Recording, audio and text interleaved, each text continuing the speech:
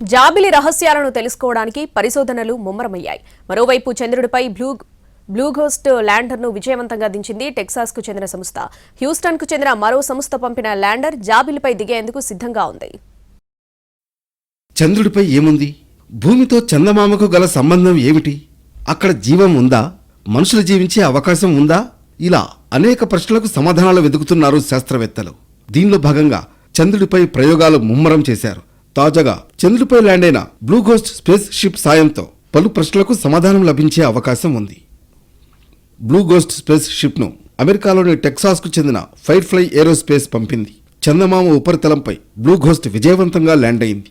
చంద్రుడిపై ఉన్నాం, ల్యాండర్ స్థిరమైన స్థితిలో ఉందని ఫైర్ఫ్లైకు చెందిన మిషన్ కంట్రోల్ ప్రకటించింది.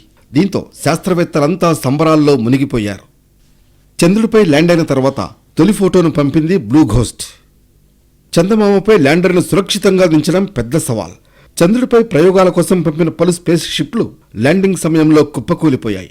చందమామపై కూలిపోకుండా సరైన స్థితిలో ల్యాండర్ను దించిన తొలి ప్రైవేట్ సంస్థగా ఫైర్ఫ్లై ఏరోస్పేస్ రికార్డు సృష్టించింది. జనవరి 15న ఫ్లోరిడాలోని కెనడీ అంతరిక్ష కేంద్రం నుంచి 2 ల్యాండర్లను నింగిలోకి తీసుకువెళ్లింది స్పేస్ ఎక్స్ ఫాల్కన్ 9 రాకెట్. వీటిలో ఒకటి ఫైర్ఫ్లై ఏరోస్పేస్కు చెందిన బ్లూ ఘోస్ట్ కాగా రెండోది జపాన్కు చెందిన Hakuto R2 lander. Blue ghost lander పొడవు 2 మీటర్లు. ఇది చంద్రుడి కక్షపై నుంచి ఆటో పైలట్ మోడ్లో కిందకు ప్రయాణిస్తూ ఈశాన్య అంచున ఉన్న మోన్స్ లాటరల్ సమీపంలో దిగింది. తొలి ఫోటోను పంపించింది. అమెరికా అంతరిక్ష పరిశోధన సంస్థ నాసాకు సంబంధించిన 10 ప్రయోగాలను చేపట్టనుంది బ్లూ ఘోస్ట్. చందమామ ధూళిని సేకరించేందుకు వ్యాక్యూమ్ వినియోగం, చంద్రుడి ఉపరితలంపై ఉష్ణోగ్రతల్ని కొలవడానికి డ్రిల్లింగ్ చేయనుంది. ఇక వ్యోమగాములు ధరించే స్పేస్ సూట్లు, వినియోగించే పరికరాలకు అంటుకునే హానికరమైన ధూళిని తొలగించే మరో పరికరాన్ని పరీక్షించడం ఇందులో ఉన్నాయి. ఇక బ్లూ ఘోస్ట్తో పాటే నింగిలోకి వెళ్లిన హకుటో R2 మే చివర్లో లేదా జూన్ మొదట్లో చంద్రుడిపై దిగనుంది. ల్యాండింగ్ కోసం ఐస్పేస్ సంస్థ చేస్తున్న రెండో ప్రయత్నం ఇది. 2 ఏళ్ల క్రితం ఐస్పేస్ ప్రయోగించిన మొదటి ల్యాండర్ చందమామ ఉపరితలంపై కూలిపోయింది. హ్యూస్టన్కు చెందిన ఇంట్యూటివ్ మిషన్స్ ప్రయోగించిన ఎథెనాల్ ల్యాండర్ త్వరలో జాబిల్లిపై దిగనుంది.